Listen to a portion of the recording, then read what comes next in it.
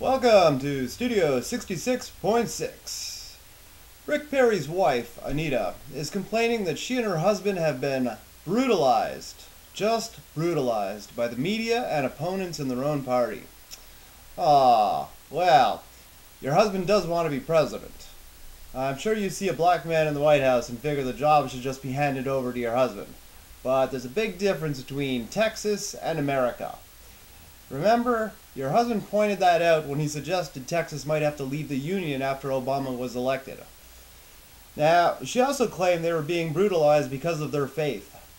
Because if there is one thing the Republican base hates, it's Christian fundamentalists.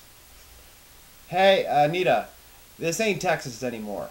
Your husband has gone pro. And in the big leagues, nobody likes a crybaby. You want to know what really annoys me? Plumbers. Well, not all plumbers. Not even most plumbers. Probably not even some plumbers. It's actually only one plumber, and his name is Joe.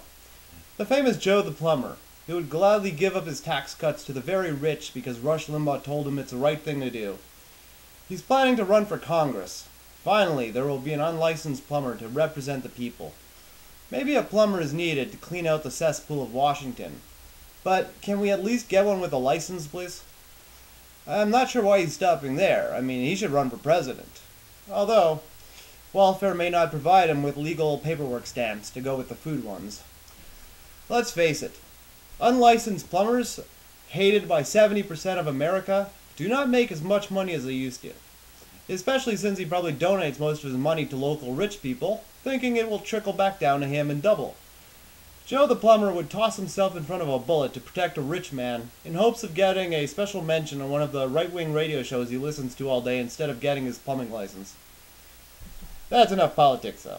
Let's get to what people really care about. Insignificant celebrities.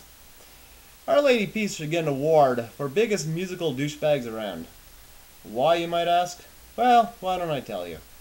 OLP put out a tweet announcing the band was breaking up to show solidarity, or whatever, with the Occupy Wall Street protesters.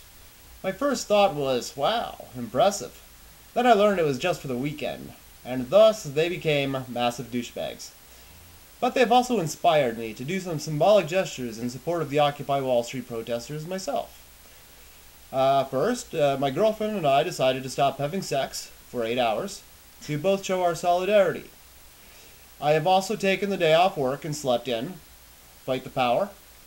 Since the protesters don't seem to be able to get drunk without being arrested in public, I will drink on their behalf. See, if you are not part of the solution, then you're part of the problem. If you aren't able to join the protest, then you too should also be doing something, anything, to show your support, no matter how stupid it might be. Let me know what you're doing in the comments section. That's all for now from Studio 66.6. Peace.